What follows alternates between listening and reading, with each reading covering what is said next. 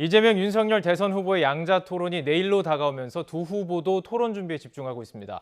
주제와 토론 방식 등을 놓고 양측의 기싸움 팽팽하게 이어지고 있습니다.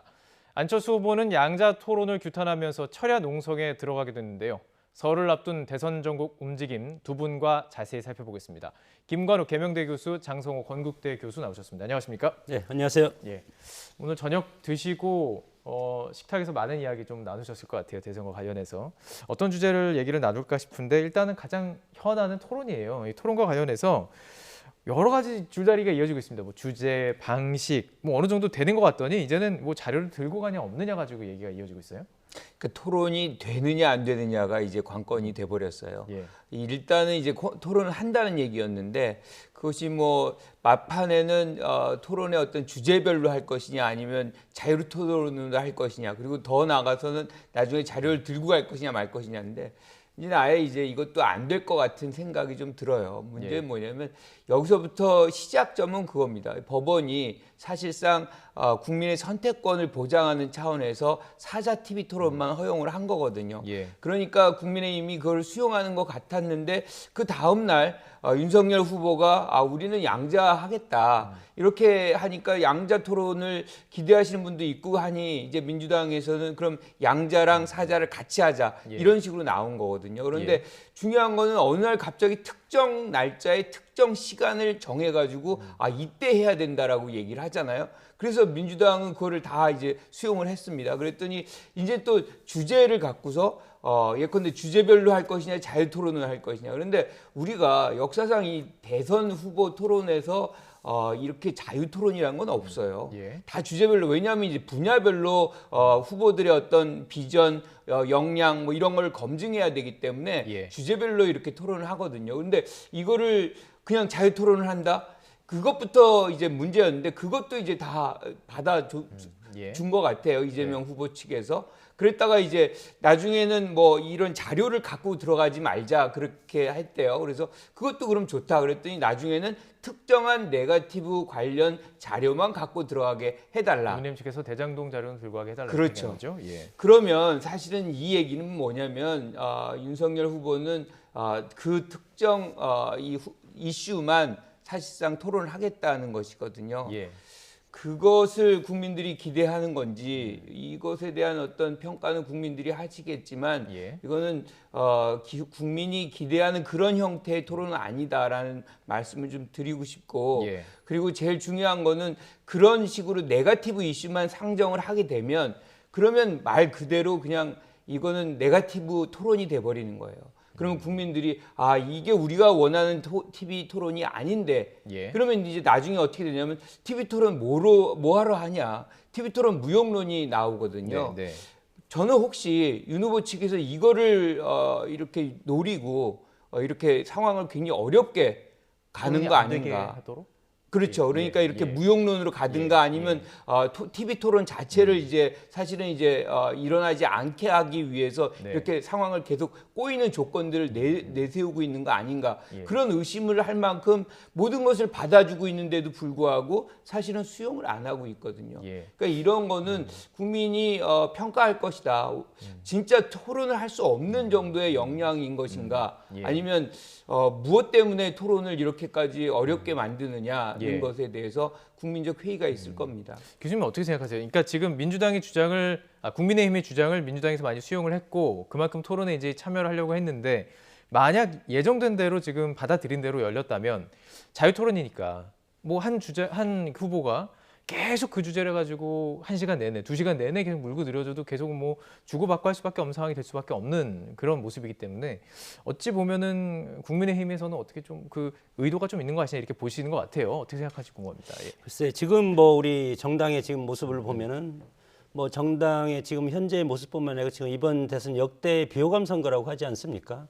여기에다가 지금 양당 토론 후보자 토론을 가지고 지금 밀고 당기기를 하는 것은 이것이 어떻게 보면은 어떤 각도에 따라서는 상당히 마지막 변수가 될 가능성이 상당히 크고 예. 그렇기 때문에 승패에 너무 집착하기 때문에 예. 하나하나 조건을 가지고 따지고 있기 때문에 이것 또한 국민들이 정치에 대해서 실망감을 갖는 비호감이 하나의 원인이 될 가능성이 상당히 크고 예. 물론 국민들이 알고 싶은 것은 뭡니까? 인물을 보고 싶은 건 아니지 않습니까? 어떤 사람이냐, 어떤 사람인지 예. 철학과 예. 비전 그리고 정책 정치라는 것은 우리 구성원들을 하나로 화합시키고 그리고 미래의 비전을 제시해서 끌고 가는 그런 것들이 헌법상 최고의 어떤 권위적인 지위를 부여한 것이 대통령 아니겠습니까? 예. 그런 사람이 과연 누가 될 것인가?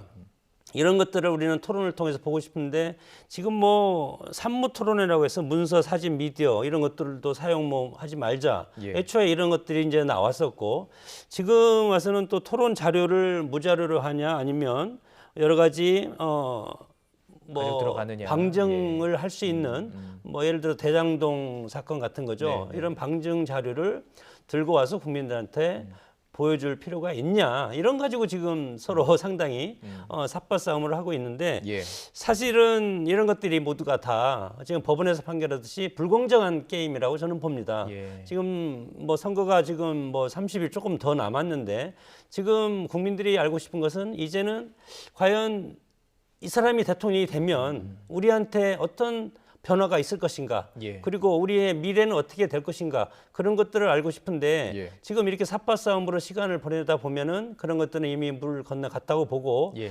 저는 사자 토론이 2월 3일이지 않습니까? 그렇기 때문에 예, 갔죠. 예. 4월 사자 토론을 정식으로 해서 예. 합법적인 테두리에서 하는 수밖에 없지.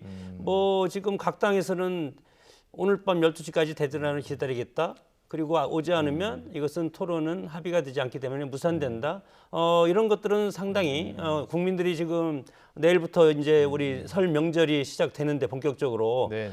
국민들한테 설 선물을 주기에는 너무 가혹한 선물이 아닌가. 그렇기 때문에 양 당사자들을 비롯한 예. 여당과 야당, 제1야당이죠. 두 정당은 이거에 대해서 각성을 해야 된다고 봅니다. 자, 그럼 이게 만약에 열릴 가능성이 현재로서는 조금 어려워 보이지만 열렸다면 저희가 그냥 유튜브로만 볼 수 있었던 건가요? 그렇죠. 유튜브도 아니고요. 예. 각 당의 홈페이지 또는 홈페이지 후보 들어가서만. 채널들로만 볼 수 있는 거예요. 지금 사실은 국민의힘이 31일 날 이 시간대에 하자는 이유는 예. 더 많은 이제 설도 이렇게 다 모이니까 네. 더 많은 국민들이 이렇게 함께 볼 수 있는 시간대를 찾자. 예. 뭐 그렇게 얘기하면서 이 시간을 특정을 했어요. 예. 그런데 만약에 이런 식으로 이제 뭐 홈페이지라든가 특정 채널로만 본다 그러면 그걸 찾아가서 볼 수 있는 사람이 얼마나 되겠습니까? 이게 뭔가 보여주는 플랫폼도 상당히 중요하기 때문에. 그렇죠. 예. 굉장히 중요합니다. 그러면 이게 실질적으로 지금 처음에 국민의힘이 얘기하는 그런 취지와 다르게 나타난 거잖아요. 그러면 예. 이거는 아예 저는 철회를 하는 것이 맞다. 그러니까 예. 처음부터 사실은 양자를 얘기를 꺼내지 말고 예. 그것도 이제 법원에서 결정한 거잖아요. 예. 법원에서 국민의 알 권리, 검증권 거기다 추가해서 예. 왜냐하면 다른 후보들도 선택권을 받아 예, 예, 있으니까 선택권 보장해서 사자하라고 했으면 그렇게 가면 되는 것인데 그 다음날 갑자기 윤 후보가 양자 아니면 안 한다 이런 식으로 예, 되면서 상황이 굉장히 복잡해진 거거든요. 예, 예. 그래서 저는 헌법주의자라고 본인이 그렇게 얘기를 하고 법치를 얘기를 했으면 법원 판단에 우선적으로 좀 수용하는 자세를 갖고 그리고 나서 충분히 이제 우리가 양자 충분히 할 수 있잖아요. 예, 예. 그런 수순을 밟아가면 훨씬 더 그게 순탄하고 사람들이 이렇게 좀 받아들일 수 있는 예. 그런 이 행보 아닌가 이렇게 생각합니다. 두 분 다 그러니까 사자 TV 토론이 해야 된다라는 것에 지금 동의를 하시는 거예요. 이 지금 양자 TV 토론보다 두 정치학자가 얘기할 때는 이유가 있을 것 같고 각 선대관이 좀 들어야 될 것 같은데요. 예, 말씀하시고 싶으신 예, 말씀해 뭐 주시죠. 예. 지금 민주당과 지금 국민의힘이 지금 삿발 싸움 이걸로 양당의 정치적 효과는 다 봤다고 봅니다. 한쪽에서는 이재명 후보 같은 경우는 정치 경력이 상당히 화려하고 오래되지 않았습니까? 그렇기 때문에 정치를 하다 보면 수많은 어떤 정책 자료라든가 팩트가 있기 때문에 그것을 일일이 보고 할 수 있는 것이 없거든요. 예. 그래서 충분히 그런 것들은 자신 있고 반면에 윤석열 후보 같은 경우는 정치권이 상당히 지금 짧지 않습니까? 정계에 갑자기 입문해 가지고 물론 뭐 검사 생활 쭉 하다가 정계에 입문해서 바로 이제 정치라는 것은 종합예술이기 때문에 예. 사회의 모든 국가적인 현안에 대해서 다 머릿속에 집어넣어야 되고 네네. 현안을 이해할 수 있는 그런 능력이 있어야 되는데 예. 그것이 짧은 기간이기 때문에 그것은 상당히 어려운 것은 사실이다. 예. 그렇기 때문에 민주당 입장에서는 자 봐라 이런 토론 자료가 없으면 윤석열 후보는 국민들 앞에서 자신 있게 어떤 예. 정책의 방향과 처방을 제시할 수 없기 때문에 지금 자료를 갖고 온다고 한다.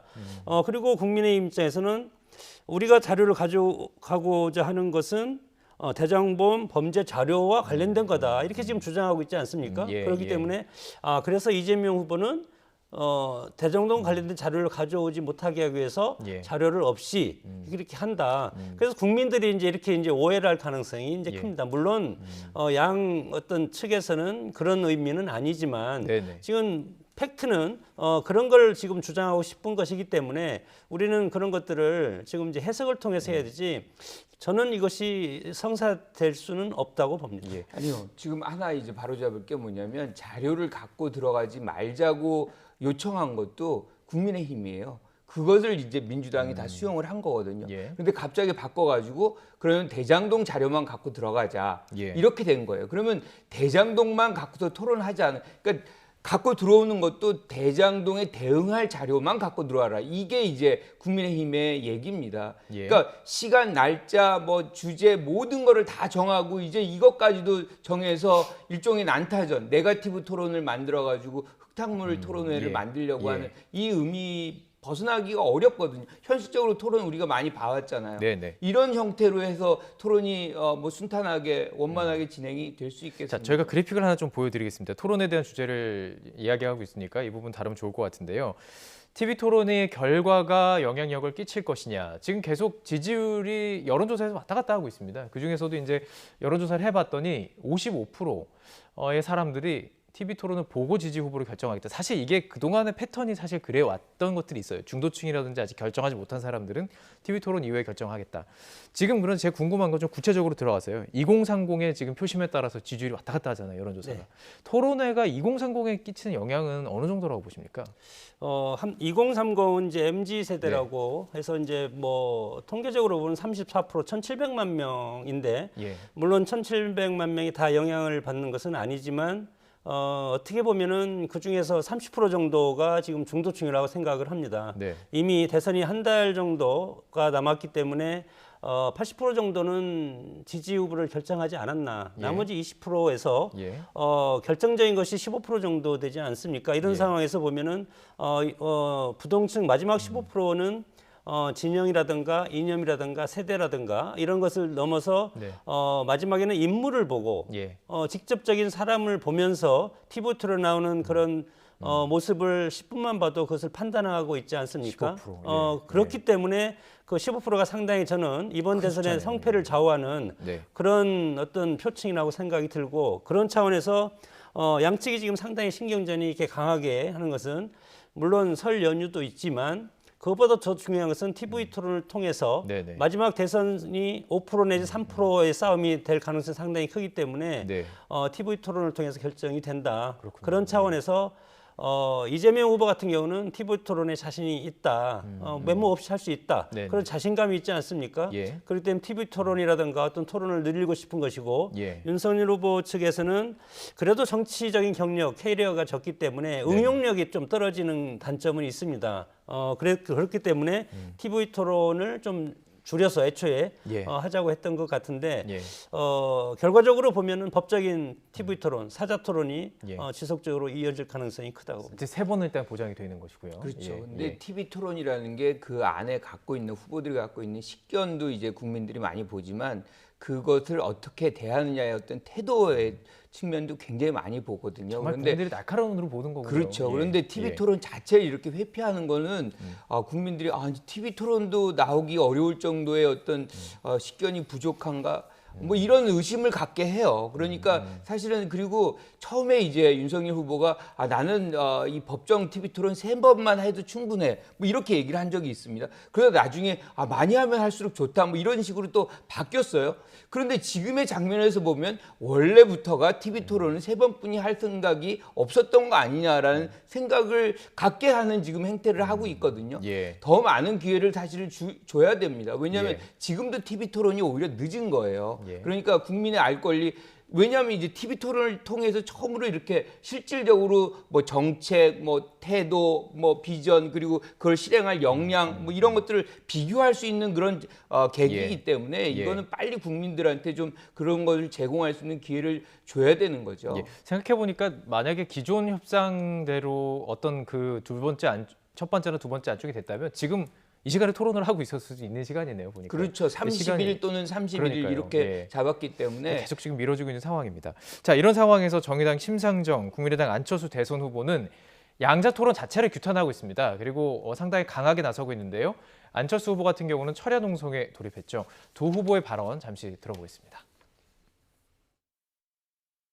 더불어민주당, 국민의힘 두 기득권 정당 후보들의 편법 부당한 양자 담합 토론을 규탄하며 철야 농성에 돌입합니다. 저 안철수를 설 민심 밥상에 올리는 것은 죽어도 못하겠다는 것. 이것은 저 안철수 개인을 지우겠다는 문제를 넘어 이 나라의 공정과 상식의 문제입니다. 민주당과 국민의힘이 안하무법의 도를 넘고 있습니다. 양자 토론을 불허한 법원의 엄중한 사법적 판단을 내팽개치고 어떤 형태의 방송사 중계도 불가능하다는 선관위의 유권 해석마저 선거 개입이라고 주장하며 막가파식 생떼를 쓰고 있습니다. 법도 공정도 다 팽개치고 오로지 양당의 기득권 지키기에 담합하는 제2의 위성정당 사태로 가고 있습니다. 네, 양자 토론에 대해서는 이 두 후보는 정말 막아야 되는 입장일 거예요. 그럴 수밖에 없겠죠. 그렇죠. 왜냐하면 뭐 양자 토론에 들어가지 못하는 그래도 지금 두 당은 법원에서 네. 가처분을 인용을 해줬기 때문에 예. 천만 다행이라고 생각을 하는데 예. 여기에서 양당이 또 국회에서 이것을 양자 토론을 하려고 시도를 했기 때문에 그 화면을 또 어떻게 보면은 국민들한테 어필할 수 있는 똑같은 시간을 지금 저런 식으로 할애를 하고 있지 않습니까? 네. 이런 것들이 바로 이제는 이제 대선이 얼마 남지 않았구나. 예. 그리고 정당 입장에서는 국민들한테 존재감을 보여주는 것이 중요하지 않습니까? 예. 그래서 토론을 하지 않지만 장외에서 각자의 입장 그리고 각 정당의 존재감 이런 예. 것들을 이제 보여주고 있고 예. 사실은 법원이 그런 판단이 저는 옳다고 봅니다. 예. 왜냐하면 지금 여러 가지 다당제는 아니지만 양당제의 어떤 뿌리는 깊지만 그래도 정치가 타협과 다원성을 보여주려면 다당제적인 차원이 상당히 이제 중요합니다. 예. 그렇기 때문에 국민의당이라든가 여러 개 정의당, 기타 정당들이 상당히 저는 필요하다 이렇게 보는데 네. 그러나 이제 우리 전통적으로 보면은 여러 가지 보수와 진보 이렇게 양자적으로 이렇게 나눠져 있기 때문에 여기에 틈을 뚫고 들어가기 상당히 어렵고 예. 그런 차원에서 지금 안철수 후보가 10% 이상을 지금 여론적 지표를 보여주고 있기 때문에 상당히 국민들한테 강하게 어필할 수 있는 예. 그런 동기부여가 돼서 예. 저런 식으로 지금 정치적인 예. 그런 행위를 하고 있다고 봅니다. 조금 전에 말씀해 주셨던 그 15% 중도층의 15%를 더해보면 안철수 후보에게 더하면 어느 정도 해볼 수 있는 수준이 되고 각 후보에게 들어가면 압도적으로 이제 뽑힐 수 있는 수준인데요. 제가 여론조사를 좀 준비했습니다. 좀 보여드리면서 이야기를 나누면 좋을 것 같은데요. 일단 갤럽 조사에서는 이재명, 윤석열 후보가 동률을 딱 이뤘어요. 이게 지금 이제 연휴 들어가기 전에 조사했던 내용들이고 리얼미터도 이게 보면은 윤석열 후보가 조금 이제 격차를 벌이면서 좀 올라간 것들을 확인할 수가 있습니다. 저희가 지금 보여드렸습니다. 이 지지율 그래픽 계속 보시면서 많은 분석을 하셨을 텐데요. 그 세부 내용도 좀 자세히 보셨을 거예요. 문항도 보시고 이거 어떻게 분석하시는지 궁금합니다. 그러니까 지금 사실 예. MBC 김건희 씨 녹취록 보도 후에 사실 어떻게 보면 역풍이 불었거든요. 민주당 측에 역풍까지 불었다고 그렇죠. 보시면 그래서 많은 기대치를 올려놨잖아요. 뭐 네. 그 안에 뭐 엄청난 거나 들어간 것처럼. 근데 뭐 후보 부인이 후보에 대해서 얼마나 나쁜 얘기를 할 수 있겠습니까? 사실 그렇게 기대하는 것 자체가 잘못된 거죠. 그런데 그런 기대치가 이제 반영이 안 되면서 사실상 윤석열 후보가 오히려 지지율이 올라가고 네. 이런 이 확대되는 부분이 있었는데 지금 이 시점에선 거의 좁혀져서 거의 그 미세한 이 박빙의 상황으로 다시 내려왔다. 왜냐하면 그 김건희 씨 녹취록을 자세히 들여다보면 이게 한 방이 없는 게 아니에요. 여러 가지 측면에서의 어떤 우리가 고려해야 될 이슈들이 굉장히 많이 들어가 있습니다. 그게 이제 국민들 사이에 이제 논의가 되면서 이거의 어떤 심각성이 사실상 이제 확산이 된 거죠. 이러면서 이제 실질적으로 이제 양 후보가 같이 이제 동률을 이루는 이런 부분들의 어떤 지지율이 굉장히 많아요. 근데 한 가지 특징은 윤석열 후보의 지지율을 추이는 등락폭이 굉장히 큽니다. 그러니까 이 얘기는 뭐냐면 지금 지지를 하는 분들이 상당히 있긴 하지만 거기에 대한 어떤 불안정성이 매우 높다는 거거든요. 네네. 다시 얘기하면 확신층이 굉장히 이제 많지 않다. 네. 그리고 이제 왜 지지하느냐라고 이렇게 질문하면 그냥 정권 교체라는 부분이에요. 그러니까 지금 뭐 이재명 후보에서 가장 중요하게 이제 왜 지지하냐 그러면 뭐 후보의 역량 뭐 이것이 가장 높은 비율로 나타납니다. 네네. 다시 얘기하면 다른 어떤 이 후보가 윤 후보가 정권 교체의 어떤 부분에서 미흡하다거나 정권 교체를 해도 개혁의 어떤 상황이 될 수 있다라고 유권자들이 믿는다면 대안을 찾는다는 거죠. 그게 이제 지금 안철수 후보로 나타나는 것이고 그래서 이 두 후보의 어떤 지지율은 연동이 되어 있는 겁니다. 그래서 지금 TV 토론 안철수 문제가 후보와 어떻게 윤석열 후보가 연동. 그렇죠. 윤석열 후보와 안철수 후보가 연동이 되어 있는 거죠. 그래서 TV 토론 이슈가 어떻게 되느냐에 따라서 다시 이 두 후보 간의 지지율의 변동이 발생할 가능성은 저는 아직 남아 있다 이렇게 봅니다. 실제로 지금 그래픽을 보면요, 리얼미터, 이렇게 YTN이 의뢰하고 리얼미터가 조사한 걸 보면 안철수 후보의 지지율이 한 3% 정도가 떨어졌고 윤석열 후보는 4% 정도 올라갔어요. 지금 말씀해주신 부분은 좀 지지할 수 있는 이게 과학적인 근거로 좀 볼 수 있을지 궁금해요. 글쎄요, 뭐 저는 김건희 씨 7시간 녹음 파일은 제로섬이라고 뭐 봅니다. 왜냐하면 MBC가 2탄을 방영에 하지 않지 않았습니까? 포기했죠. 그만큼 그렇게 결정적인 한 방, 물론 뭐 미세한 뭐 그런 것들은 있었지만 그것은 꾸준하게 그것은 영향을 미칠 것이고 즉각적인 여론적인 반향을 보이는 것은 제로섬이라고 생각이 들고 특히 기대치가 상승된 것은 2030이 표심에 대해서 반응이 상당히 빠릅니다. 40대, 50대라든가 60대, 70대보다도 빠르기 때문에 이준석, 윤석열 후보의 갈등이 극적으로 봉합되지 않았습니까? 그 영향이 저는 상당히 컸다. 그래서 수시적으로 지금 계속 상승 중에 있고 다만 여기에서 저는 20대, 30대 여성의 표심이 지금 상당히 다른 쪽으로 움직이고 있다. 그것은 윤석열 후보 쪽으로 가는 것이 아니고 중도층 아니면 이재명 후보 쪽으로 지금 오고 있는 그런 것으로 지금 보이고 있기 때문에 미투라든가 이런 것들이 또 사안이 있지 않습니까?